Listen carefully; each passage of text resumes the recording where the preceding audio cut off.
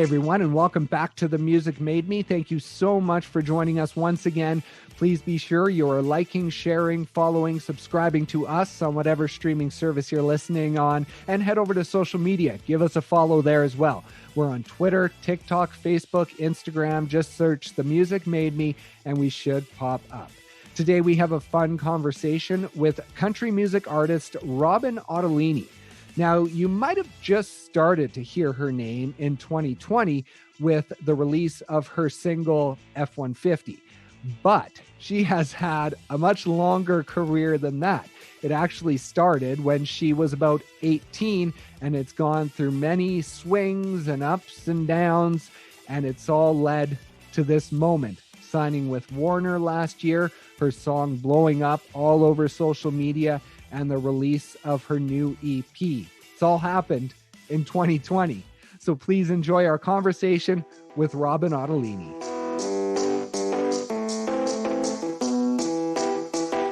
You had a dad who could hear music, but wasn't necessarily into playing anything, only listening to it. And then you had a mother who was basically tone deaf with music. So what's your first memory of sort of clicking in, not so much as I want to do music, but just, oh, music is a cool thing. I like how it makes me feel. Yeah, I think like the first memory, I was like 3 years old and it was a Diamond Rio song. It's called Meet in the Middle. And I like wore out the tape cassette, because back then like pickup trucks had, you put the tape cassette in, and my dad's like, you made me play that song over and over and over again. And that was my favorite. It was a country song. So that was like, 3 years old when I was like, I love music. Where were your grandparents in this? Because I saw somewhere, I think, that your grandparents were more the musical ones. Yeah, like on my mom's side, my grandma plays like the accordion in a band. And so she's obviously good at music. And then on my dad's side, I wasn't close to my dad's side parent-wise.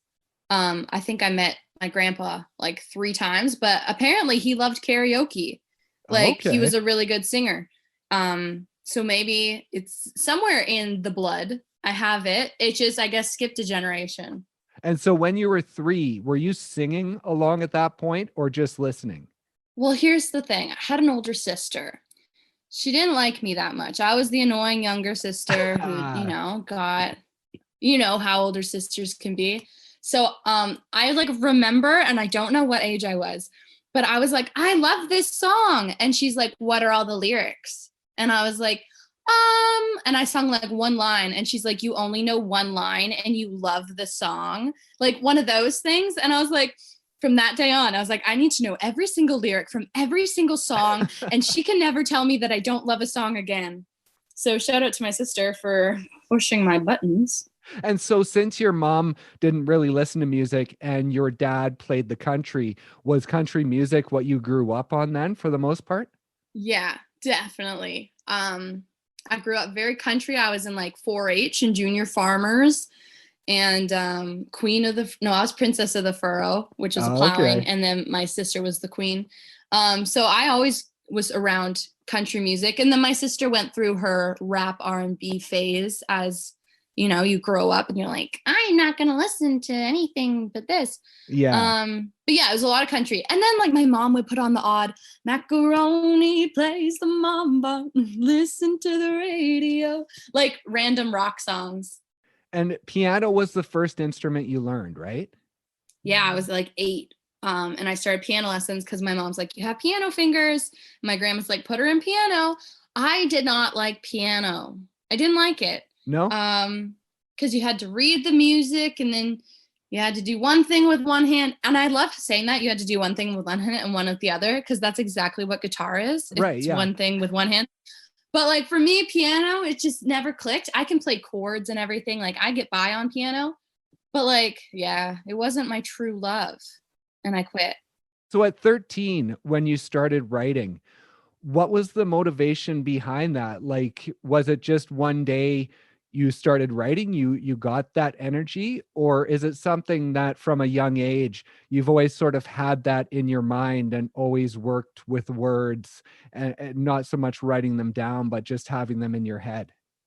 I think it's always been a thing I like words just pop in, and I'm that person that you'll say a word in a conversation. I'll be like a song and I'll just be like, oh, like if you were like, oh, I love chicken. I'll be like, I know I like my chicken fried.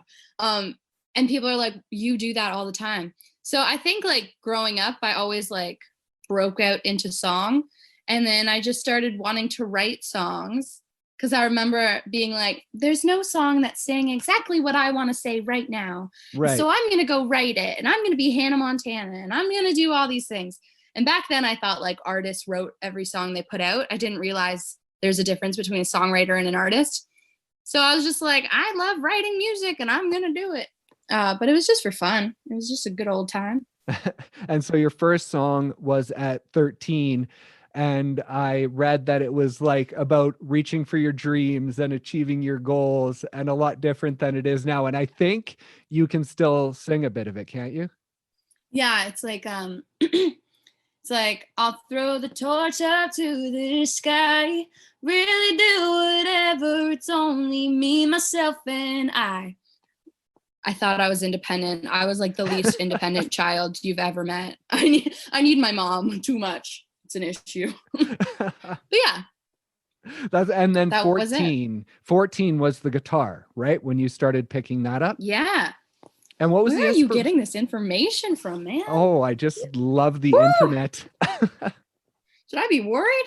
What do people know about me? Yeah, just wait. Oh, great.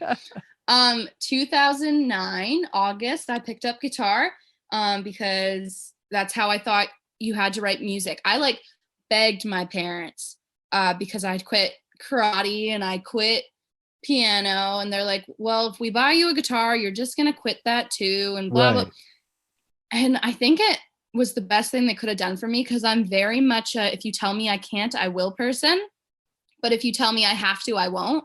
Right. I don't know why I'm like that. I hate it. But they're just like, yeah, you'll quit. Like, there's no point of buying you a guitar. And then I didn't. I was playing like this beat up guitar that my mom had from her dad. It was her dad's guitar. And yeah, it sounded awful. I could barely form a D and like an E minor, but I was learning chords on the internet. And then finally they broke down and got me lessons. And the rest is history. I wanted to be like Taylor Swift. Taylor Swift wrote with a guitar, so I had to. Right. Yeah, exactly. And growing up in Uxbridge, just outside of Toronto, I've heard you say it's a very musical place. Like there's music always happening in pubs and bars and coffee shops. So growing up, were you sort of a part of that? Like not in the bars, obviously, but just the little musical things around town. Were you always a part of that stuff?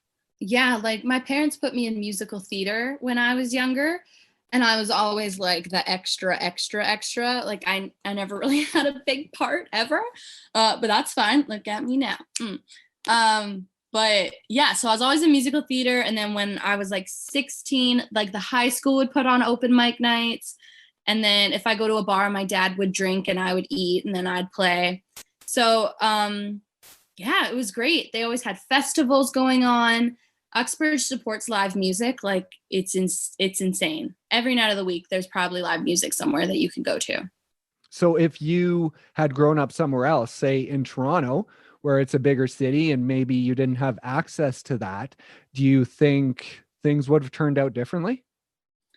I have no idea. I mean, I guess that's life, the what ifs. Yeah. Like my dad was always super supportive because I lived in the country. So my parents had to like drive me to town and drive me to open mic nights. So I bet in Toronto they would have done the same. But I don't know. I can't even imagine growing up in a city, let alone if it would affect my music or not. Maybe I would have started younger. Maybe I would have started older. But I mean, I love music, so I was going to do it anyway. Right. And talk about through high school and what music meant to you, and leaving high school, the big part that it played in your life at that point. High school. I was in like the school band. I played the flute and the piccolo and anything. But I was very like, I'm going to be a scientist. I'm going to be an accountant. I loved math and science. I wanted to be a marine biologist. I wanted to save the sharks. And life just has different paths for you sometimes. I got sick at the end of high school I got diagnosed with type 1 diabetes in my grade 12 year during exam season in the first semester. And then I was really obviously depressed. I got diagnosed with a chronic illness. So my grades slipped a bit. And then I didn't get into the biology things. And I was like, well, schnauzer cow. Now what? So I was sad for a bit. And then I went traveling, and then I busked for money. Like, I lived in a van, and music was the only way to make money. If I wanted, extra food, I could just play music for a couple hours on the street, and boom. So that kind of made me fall in love with music again. And that's when I was 19. And I came home, and I just kind of was like, screw it. I'm going to work as a waitress, and every paycheck is just going to go towards music. Were you literally living out of a van? Like, where were you living for that period? So like after high school, I stayed home for a year, and I worked at a pet store because I love animals. And then I moved to New Zealand, and I worked as an au pair. So that's like a foreign nanny. And I took care of kids for 6 months. Safe to say, I don't want to have that job ever again. And then I met a stranger on like Facebook who was like, I need someone to live in a van with me. And I said, and I was in New Zealand for like 2 more months because my plane ticket. So yeah, I just moved into a van with a stranger from England, and she was lovely. And wow, that's how the cookie crumbled for me. And I'm here to tell the truth, or here to tell the story. That's it. Yeah, exactly. And so when you got back then, if you didn't have music to kind of get you moving again, did you have another option at that point, or did you come back really focused on the music? I came back really focused on the music. I came home, and I was home for like 4 months until I found like a waitressing job in my small town. I worked at like a Wild Wing kind of joint. Oh, and then I left that place after a year and went to a pub and worked there for like 3 years. So I had been a waitress for a while. If I didn't have music, I think I would have just become a hippie and like went from beach town to beach town. Right. But yeah, I wanted to come home. And if I didn't have diabetes, I probably would have been a hippie too. Now that I'm experienced with the disease, I'm like, yeah, I could totally be a hippie, but I got music. That's right. If I can, tour and play music, then I'm living the literal dream. I'll travel around and play music. And that's what I would have done if I didn't get signed and stuff. That's right. And so in 2013, you were 18 years old, and you went to Edmonton to play Country Music Week. Was that before you left for that whole trip to New Zealand, or was that after you got back? I was 19 when I went to New Zealand. So yeah, that was before I went. So how did that all come about? I just was, loved country music, and I was a part of the whole shebang. And so I applied to play in like the Diamonds in the Rough showcase at the CCMAs, and I got in. So we just kind of flew out and played, and that was my first CCMA. And so after that, like, I would think that experience might kind of light a spark and kind of, give you motivation to move forward with it. But then you leave and you go to travel. So what was your feeling when you got to play that? It wasn't like, okay, now I want to try and do this in the Canadian scene? No, I think I was 18. I was super sad.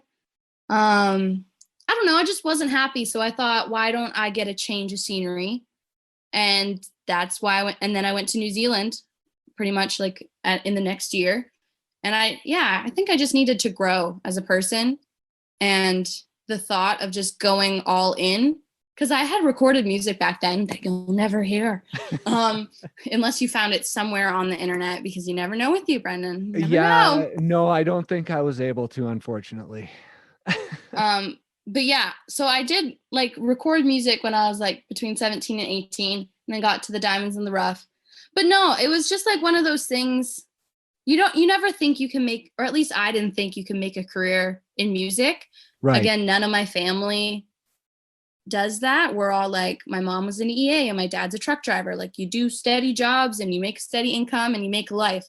And then so I don't know, nobody I knew was a singer-songwriter who was making a career out of it.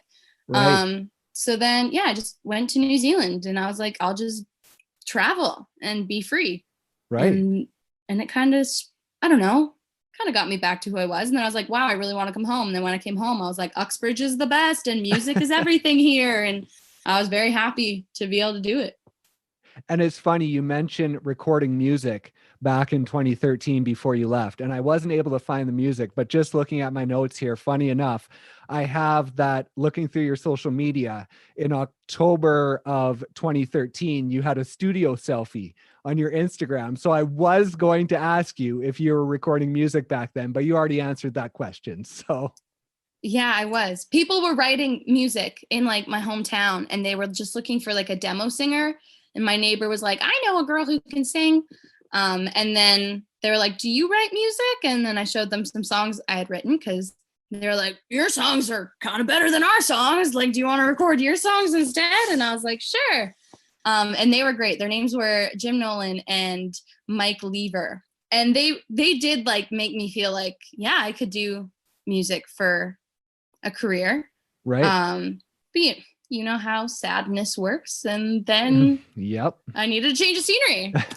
Sometimes life just throws things at you. It does, exactly. And so you get back, and in 2016, first of all, before Boots and Hearts, I want to talk about Pond's music. Now, was that a band that you were in, or what was that project? I couldn't really figure it out from looking online. Pond's was a rock band of people from Uxbridge. Like Uxbridge, again, very musical. So like bands will pop up here and there. And it's like the same people in every band, but it's like a new band. Right. So yeah, I was like the female singer in that band. We did like a whole album, shot a music video, but then one of the guys got a girlfriend and you know how that happens. Right. And then, yeah, so the band broke up. And that's fine. I wasn't a huge fan of singing rock music, and the lead vocalist had like a very loud voice, and I have a very conversational voice. So my dad was pissed because he's like, I can't even hear you, and turn your volume up and tell him to sing quieter. So it was just what is it?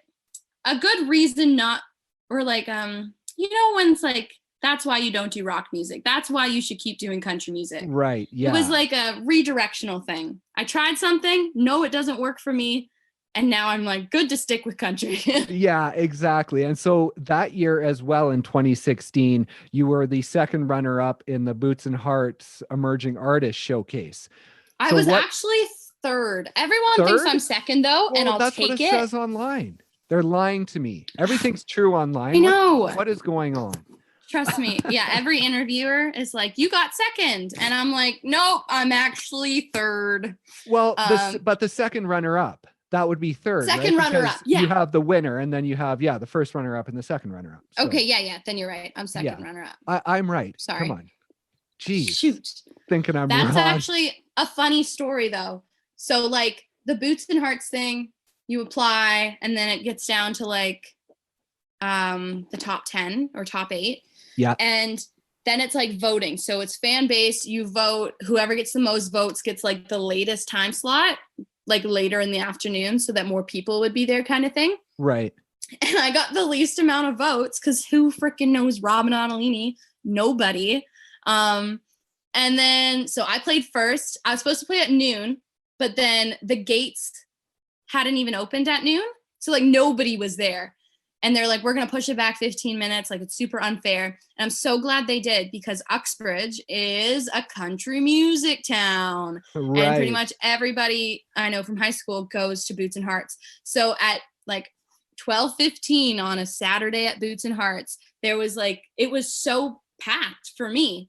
And the judges were like, who is this girl? And why are all these people here to see her at 12:15 on a Saturday at a music festival? So I was like, yes, Uxbridge in my hometown. And it was great. Problem with going first is I didn't realize that, like, usually they just pick a winner, done. No, they picked 3 finalists, but I was done 3 hours ago. How many fireball shots did I do? Too many, Brendan. Too many fireball shots. I look back and I shake my head at my past self. I'm like, why didn't you just wait? But no, my friends were stoked. They're like, you just played Boots and Hearts. Let's get drunk. And I was like, whoa. And then so I had to go back on stage and perform. I don't remember, which is so unfortunate. I didn't have shoes on. My Really? boyfriend at the time's family, the F-150 guy, his mom had taken my guitar and my shoes back to the camp, and I was wearing like flip-flops. Like everybody had left. All my friends had kind of left. They're like, yeah, sick. Like, and then and then all of a sudden somebody taps me on my shoulder. Yo, like you're in the finals. You got to get up stage. You got to play another song. And I was like, oh no. Oh no. And I had a band before, and my band all left. They had another gig. So I was like, I got to play guitar. I don't know what song to play. I have no shoes on. And I even said that in the mic. I was like, I didn't know this was a thing. Mom, are you still here? And I hear, yeah, honey. And I was like, okay. And I was just like, I'm so sorry, everybody. Wow. And then I played Portland, Maine by Donovan Woods and messed up a lot. But that's life. And I've learned to just wait until the thing is over. There you go. Before you drink the alcohol. I learned my lesson. I still got here. That's all that matters. And so that experience, you say with the 2013 and going to Canadian Country Music Week, you know, it didn't really necessarily spark anything in you to say, oh yeah, I can do this. But did this experience do that for you?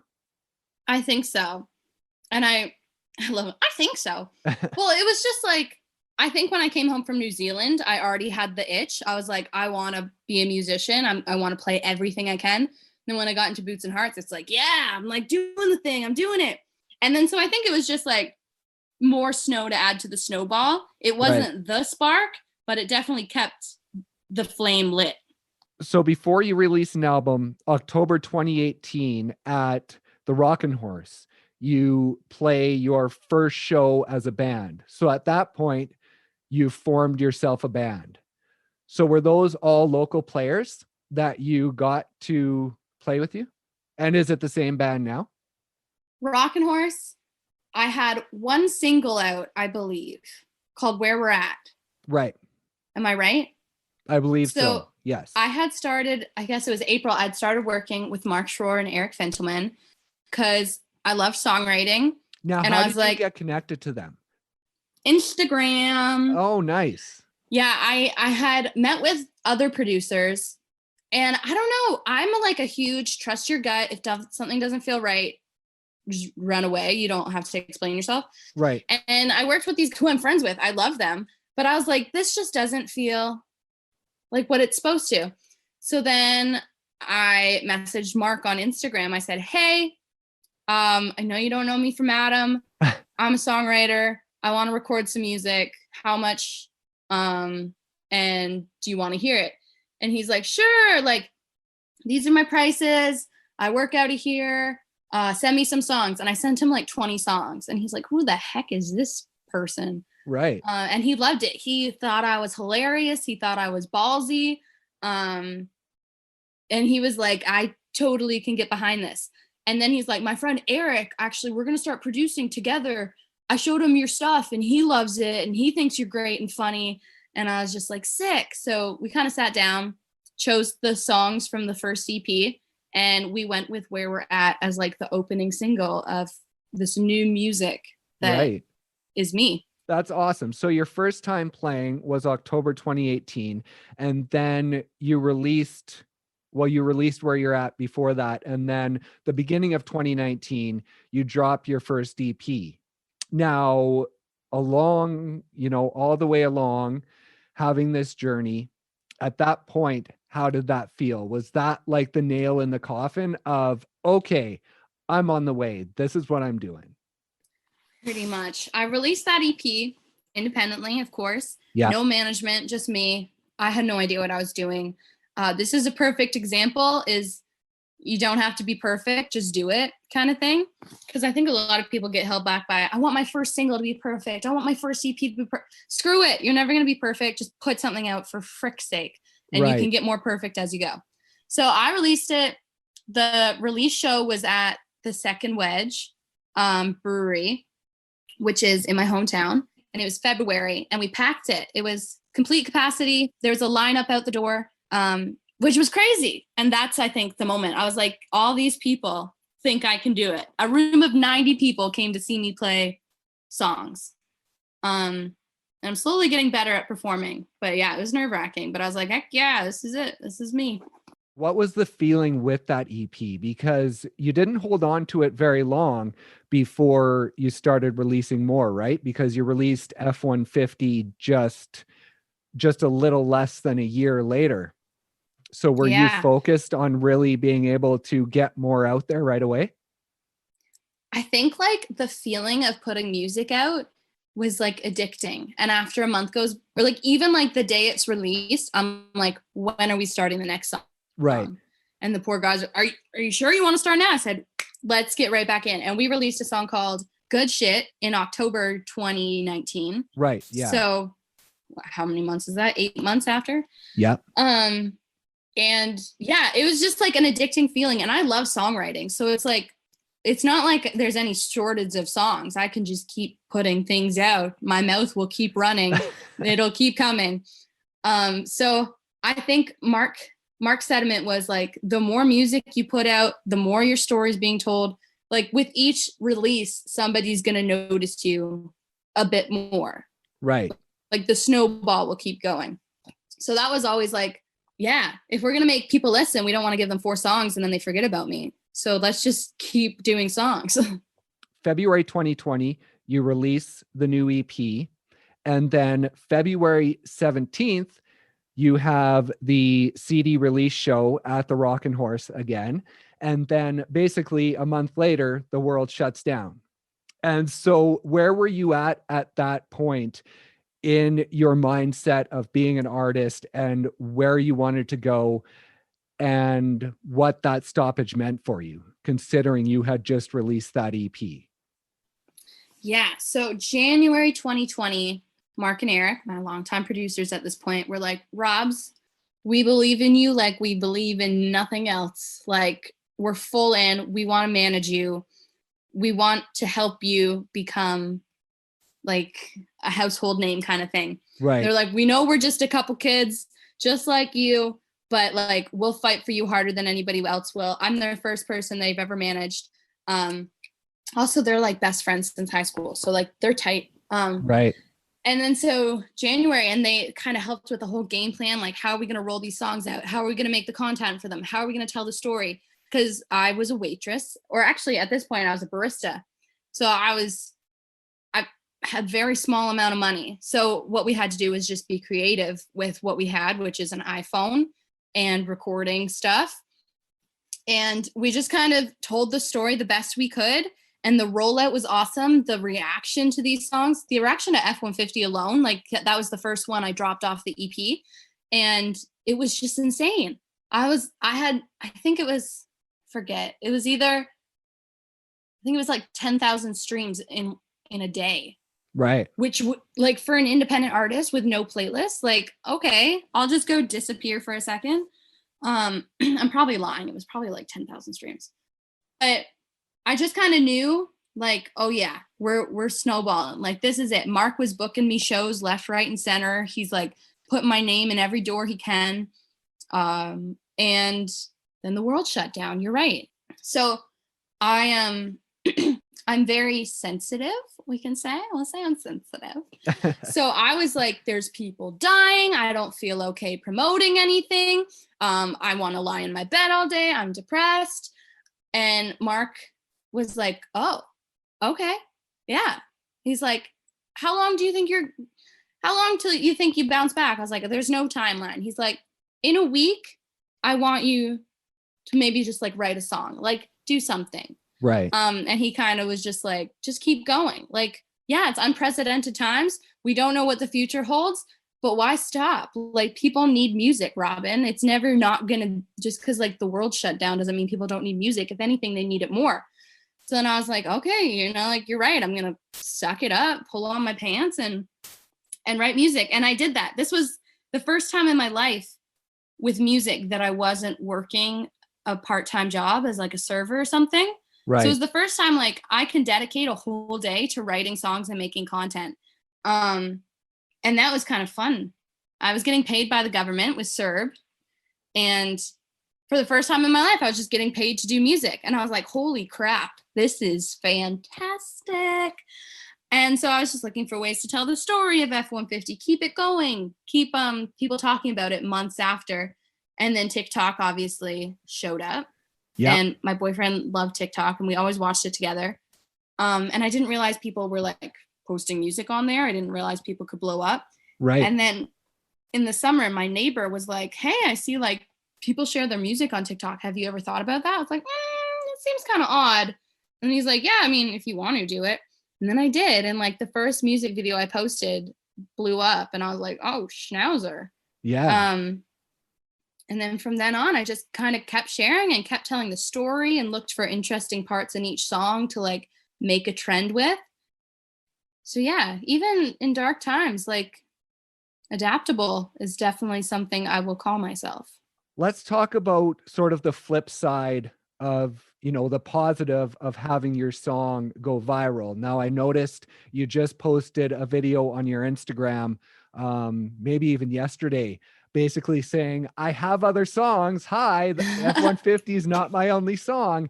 And so since F-150 has gone viral, mentally, what has it been like for you in grappling with F-150 is the big song. You don't want to turn your back on it, but I'm an artist. I'm not a one-trick pony. That's not all I am. I have other music. So did that take you some time to mentally kind of form around that, or even have you yet? Have you figured out how to handle that? That's a great question. I'm going to think about this because I always say I don't want to be known as a one-trick pony. That's like my biggest fear is people think that all I write is breakup songs. Yeah. But if you do all your write breakup songs, like go for it, do you. But like for me, I love writing music and it incorporates every part of my life. So I never want to be known as like that one girl who did that one song. But at the same time, F-150 is my story. It is a huge part of me. And I've always loved that song since the day I wrote it. I said like, this is the song. So like, I love that she's doing great and I'm proud of her. And if that's like the way that I get my foot in the door, I'm happy as a bee. And the coolest part is there is so many people who actually do listen to my other songs. Right. It's just I got a comment being like, I had posted a different song and you're like, somebody's like, you have more songs than F-150? I was like, buckle up, buddy. So that's what inspired those videos. But I don't know. I have more music coming. I'm just stoked to be an artist. And if people do just listen to the one song, that's okay with me too. You do you, I'll do me. We're going to live our best lives. And so Warner comes to the door. How did that happen? How did that all come about in them contacting you? Was it basically as simple as them reaching out and saying, we want to sign you? Or was it Mark reaching out to people and getting feelers? How did it all come about? So my streams kind of went through the roof. And I guess there's radars at labels and, you know, A&R and researchers. So it ticked off actually like around 10 labels reached out to me. Oh, really? Yeah, it was overwhelming. So I met with them all and then I put it down to 3 and then met with them and just kind of like dug a bit deeper. And then eventually, like I said before, I'm a gut person. I don't like, it's not about the money. It's about who's going to let me do what I really want to do. Yeah. And Warner Music just kind of, the first thing Espo said, he's the head of Warner. He was like, I've never signed a person with a song called Fuck Bud before. And if I don't get to do it soon, I might just like, he's like, I need to be able to say that in my career that I signed a girl who has a song called Fuck Boy. And that made my people laugh. And then A&R, Chris Lacey at Warner was, she actually could hear how the guys produced the song. They were like, she was like, it sounds like it's your voice. And there's like, the instruments are like following your voice. And that's how we record. They'll like do the bare minimum, I'll sing, and then they'll build the whole production around my voice. Oh, so okay. The fact that she could pick that out, I was like, okay, these are the right people. How did it make you feel being Canadian? that it wasn't Warner Music Canada that you were signing with. It was Warner Music Nashville. That's the craziest thing. No Canadian label reached out to me. Really? It was all American labels, which like, and then after, like, I think one or two reached out, but like, even after I signed, I was just like, yeah, Canada, well, America and Canada kind of found me at the same time. So it was just like, America, they all came at me. So that was great.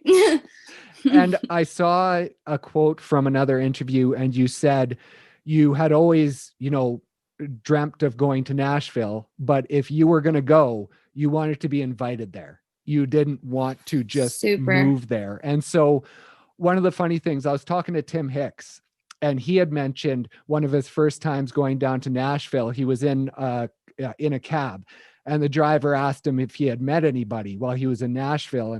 And Tim said, well, like any famous people, or what do you mean? And the cab driver said, no, like anyone in the industry. And Tim said, well, yeah, I was invited down here. And the cabbie said, oh, you've already made it then. If you're invited down here, you've made it. And so do you feel like that? I mean, I don't think I've made it. I think I was not so much made it, but just in a way of, you're as long as you work hard, you're part of the clan now, right? Yeah. I mean, I hope so, especially because I'm still in Canada. I haven't even like been to Nashville after being signed. Yeah. But like every time I get in a Zoom with people in Nashville, they're like, oh yeah, you were the talk of the town, and like everybody here knows who you are. And I'm just like, what? Like that, pardon? So I'm scared to go down because I'm like, what if they were lying and nobody actually knows who I am, and nobody knows me, but at least I'll have my like Warner, Yeah. But yeah, I always said I wanted to be invited. I think it's a huge move to get a visa and go to a different country. And I always thought, like, is that the wisest thing I could do with my money? Like, why don't I live at home for free, make bomb A music up here in Canada? Because I'm sure there's talented people up here too. Right. And then if Nashville ever knocks on my door, great, perfect. But yeah, I never saw moving there being like, you have to move to Nashville to make it. No, you have to be a good songwriter to make it. So yeah, for sure. Is that pretentious? No, not at all. And like pretty much everyone says that once you're signed, that's when the work starts. It's not like you're just going to sit back and say, oh, I'm signed, I've made it. That's when you have to work even harder, right? I always get confused by people who are like, well, if I just got a record deal, then they could like, a record deal, and then they'd launch me. And I'm like, no, honey, you got to launch yourself. You want the record deals to want you. You don't want you to want the record deal. And that's also a thing that I think Mark kind of instilled in me. He was just like, let them come to you. Like, just make music, be really good. And yeah, don't beg people for their attention. And I've always been like that. I never want to tell people that I'm like, oh yeah, I'm a really good songwriter, listen to my music. I'd rather just sit on a stool in front of a microphone. And if they like the music, they like it. And if they don't, they don't. But at least people aren't like, oh, another person asking me to like their song, Right. And so do you know what next steps are once things open up, especially here in Canada, so that you can go down? Like with Warner, are they expecting you to sort of be making trips regularly down there to write rather than doing it over Zoom once things get back to a little bit of normal? I think so. I mean, this EP that I'm releasing right now is like me and my friends wrote it. So we're all Canadians. But I definitely want to get on a radio tour. I did a virtual one, F-150s at radio in Canada, and it's in the top 10 now. Yeah. And it's at radio in the US, but US is like a different ballpark when it comes to like you're at radio for a very long period of time until you start inching up. So I did a virtual one, but I really want to go see people in person and be like, I am Robyn Ottolini. Hear me out here, and show people instead of just the label having to tell people I want to do the work. Like you said, once the label jumps on, that's when the work begins. So that's definitely in the process, and maybe a few festivals. I might be announcing something soon. Awesome. New music. I think going to Nashville and doing some interviews and things with the community there is definitely in the books too. But we're just waiting on visa and vaccine. You released, or you didn't release it, you put up on social media the song Numb that you had written. And it was something that you didn't know if you were going to do because it's very personal in sort of, I don't know if it's anxiety, but you talk about emotionally shutting down in certain situations and at certain times. And so for you, what does that look like within your music and being an artist? Like I said, I feel a lot. I feel almost everything. And I think that's what makes me a really good singer-songwriter and artist. Because I can take all of these emotions that sometimes are like not even real. Like I wrote a song, I have anxiety. My therapist told me I have it. It's real. And I just think people don't like me. I always think people hate me. And so like I even manifested a whole song out of it. I was like, this one person who I met this one time is probably talking shit about me. Why did I think that? I don't know, but I wrote a whole song about it. So Right. I think feeling everything makes me a really good artist. But also when you feel everything, I think sometimes your brain shuts it off Mm-hmm. to self-preserve. I mean, you can only feel so much until you're emotionally shut down. Yeah. So for me, it's usually more for personal life and not so much my music life. But I remember at that time, it was post-pandemic, correct? Pandemic had started when I posted Yes. it. Yeah. And I was just like, what Mark had said, or what I had said about Mark is like, I shut down and I got really sad and I felt numb. And Right. what I do to protect myself is I just shut off and I go numb and I don't feel anything. And in the song, it kind of just describes like, I wish I could feel right now because that's what I'm good at doing. I'm good at feeling and creating. And the fact that I'm numb means I can't. But yeah, so I think it's a coping mechanism that I do, and I'm trying to not have to use it. And I'm in therapy and I don't want to emotionally shut down. I want to feel everything, the good and the bad. But yeah, it's a very hard thing to do, especially when you get constant comments all the time on social media and everything. Yeah. And it's just hard. And there's people dying in the world right now, and it's very scary. And there's a lot of mistrust from people, and it's all very overwhelming. And I think just because I feel so much, I'm feeling everything. And that's where that song came from. Yeah. It's so hard, right? Especially this day and age, dealing with anxiety in this world. Like it's just such another ballpark, I think, because of all the information and everything that we have coming at us every day. It kills that anxiety. It just builds and builds and builds on top of it, right? And it's insane. I'm a very much a people pleaser. I want people to be happy. I want to do my best and be my best all the time. And it's so impossible. And that's what I'm learning. Like you cannot and you will never please everybody. And that's so hard for me to accept because when you're a waitress, it's pretty easy to please everybody if you're just really good at your job. So you Right. do really good. But when it comes to music, it's subjective. What I think is like the coolest song, somebody else will be like, I don't like that.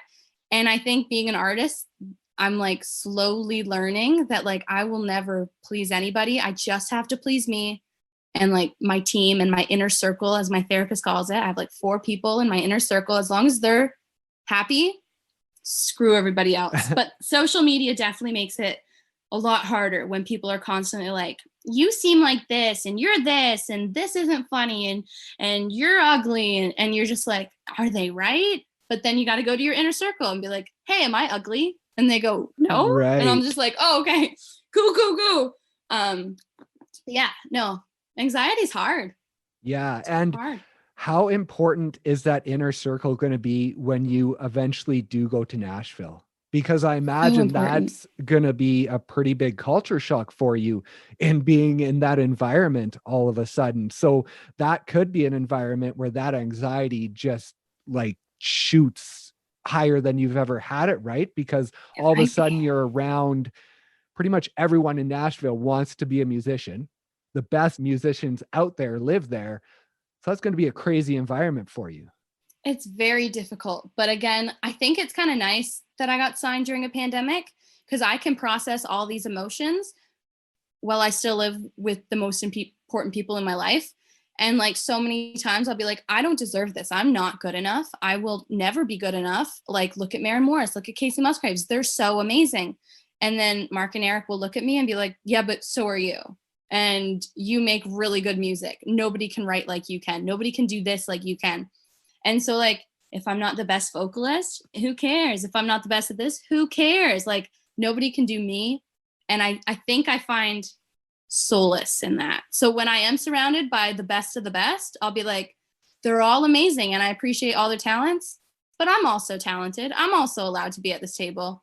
And I think, it comes with like, you have to be confident in yourself, especially in this industry. If you stop believing in yourself, you're already losing. Thank you guys so much once again for listening. And thank you to Robyn for stopping by and sharing her story. Be sure to check out all her music, including her new EP, the I'm Not Always Hilarious EP, wherever you stream your music. Please also make sure you are liking, sharing, following, subscribing to us on whatever streaming service you're listening on, and head over to social media. Give us a follow there as well. We're on Instagram, TikTok, Twitter, Facebook. Just search The Music Made Me and we should pop up. Thank you once again for listening, and we'll see you next time on The Music Made Me.